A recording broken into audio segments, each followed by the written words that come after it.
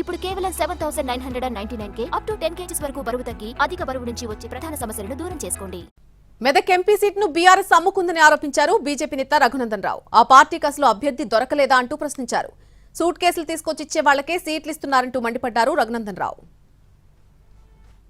తెలంగాణ ఉద్యమాన్ని నడిపి 10 సంవత్సరాలు అధికారంలో ఉన్నటువంటి టీఆర్ఎస్ ఎలియాస్ బీఆర్ఎస్ పార్టీకి మెదక్ పార్లమెంటుకు పోటీ చేయించేందుకు స్థానికుడైనటువంటి ఒక్క అభ్యర్థి కూడా దొరకకపోవడం సిగ్గుతో టీఆర్ఎస్ పార్టీ దుకాణం బంద్ చేసుకోవాలని పిలిపిస్తున్నాను. నేను జై తెలంగాణ అని మనం నినదించిన రోజు ఈ గడ్డ మీద పుట్టినోనికే ఈ గడ్డ మీద పోరాడే హక్కు ఫలితం రావాలని కోరుకున్నాను.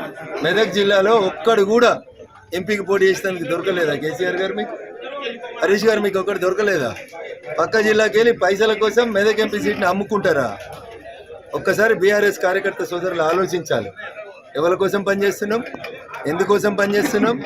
తెలంగాణ ప్రజలు కర్రు కాల్చి వాత పెట్టినాక కూడా 100 కోట్లు ఖర్చు పెడతామని 100 కోట్లు తీసుకొని వచ్చి సూట్ కేసులు ఇచ్చేటోళ్ళకి సీట్లు అమ్ముకుంటుర్రంటే సిగ్గుతో పోయి రంగనాయక సాగర్ల మునిగి సావుండ్రి.